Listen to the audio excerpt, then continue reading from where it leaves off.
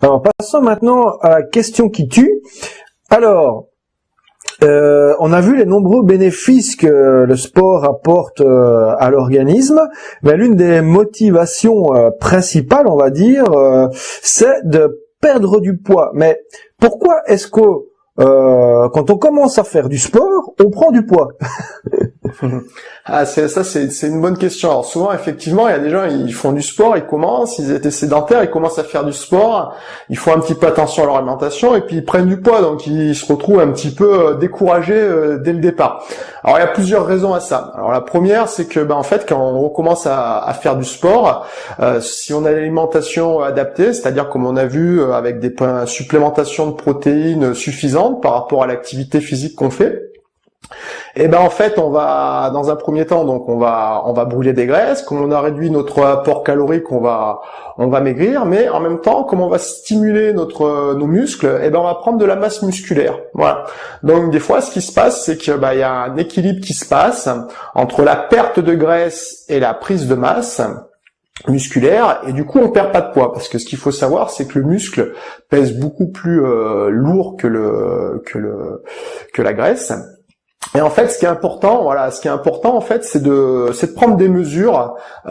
Donc, c'est pour ça que moi, je préconise toujours aux gens avec qui je travaille de se mesurer le tour du ventre, les cuisses, les bras. Hein. Il y a un certain nombre de mesures à prendre. Et en fait, on s'aperçoit que le poids a pas bougé. Par contre, qu'on a perdu du tour de taille. Et là, on se dit finalement, je fais le même poids, mais j'ai fondu au niveau de la graisse abdominale. Alors que si on n'a pas pris les mesures, on s'en rend compte parce que c'est un peu plus défini, mais voilà, c'est pas mesurable comme je disais tout à l'heure. Ça, c'est le premier point. Et puis après, par contre aussi, il faut faire attention, parce que ça, c'est souvent aussi, ça c'est le premier facteur que je viens d'évoquer, c'est souvent ce qui se passe. Et puis après, il y a aussi sont les activités qu'on fait. Les gens qui associent pas de la musculation, des exercices intenses pour perdre du poids et qui font que du cardio léger, eux, ce qui se passe, c'est qu'ils sollicitent pas trop leur masse musculaire.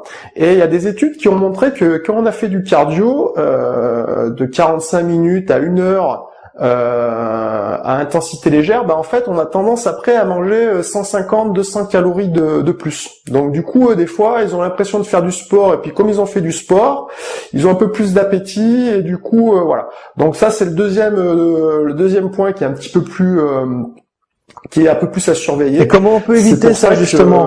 Comment on peut éviter ça?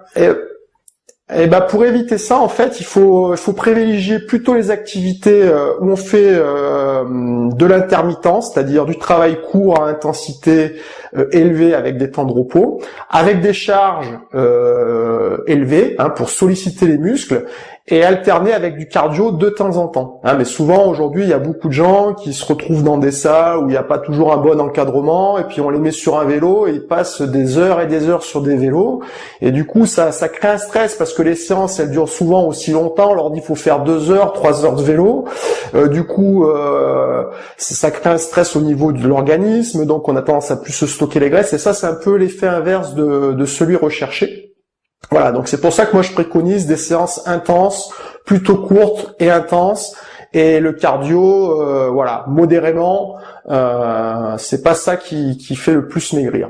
D'accord, ok. Donc c'est bon pour l'activité cardiovasculaire et pour plein d'autres choses, comme on l'a vu, l'hypertension, cholestérol, etc., la circulation d'énergie, l'élimination des toxines, etc. Mais pour perdre du poids, il vaut mieux faire l'intervalle training, c'est ça? Voilà, il vaut mieux essayer de faire des activités plutôt intenses, voilà, et pas faire que du cardio. J'ai pas dit qu'il fallait pas faire de cardio, mais voilà. Moi, si par exemple je faisais 3 séances dans la semaine, je ferais 2 séances d'intervalle training intense, ou une séance d'intervalle training, une séance de musculation et une séance de cardio. Parce que quand on fait de l'intervalle training, on fait aussi du cardio, quand même. Voilà, mais c'est-à-dire que les intensités sont plus élevées, et du coup les impacts sur l'organisme, notamment au niveau hormonal, sont totalement différentes. Et activité plus intense pour les personnes cardiaques ou peut-être un peu plus âgées, c'est conseillé ou il vaut mieux éviter ou? Ouais, c'est ce que je disais tout à l'heure. Donc là après, ça dépend aussi de de son état de santé, de son âge. Hein. Voilà. Après, c'est sûr que une personne âgée, on va plutôt l'orienter sur des activités cardio un peu plus douces. Hein. Voilà. On pourra aussi aménager des petites activités en intervalle, mais adaptées avec des intensités, des exercices adaptés. Donc là, effectivement, après, on rentre plus dans des programmes professionnels où voilà, les gens ils sont conseillés pour faire ce qu'ils ont à faire, et puis surtout dans tout ça, ce qui est important, c'est vraiment de toujours prendre un avis médical avant, surtout quand on n'a pas habitué à faire du sport, qu'on est sédentaire, qu'on veut reprendre des bonnes habitudes. Avant de démarrer à fond, la première chose, c'est d'aller faire un bilan médical, un test d'effort pour s'assurer que tout va bien, et notamment quand on arrive à 35, 40 ans, qu'on n'a pas fait de sport depuis longtemps, on est encore un petit peu mentalement, on est dans la force de l'âge, et puis des fois le corps suit pas toujours. Donc c'est vrai que quand on reprend une activité physique, c'est un avis médical et un test physique d'effort est recommandé. Et donc passons maintenant à la troisième question. Quelle est selon vous l'erreur fatale du débutant type et comment l'éviter, et quel est le meilleur conseil que vous donneriez à quelqu'un qui veut débuter dans le sport justement?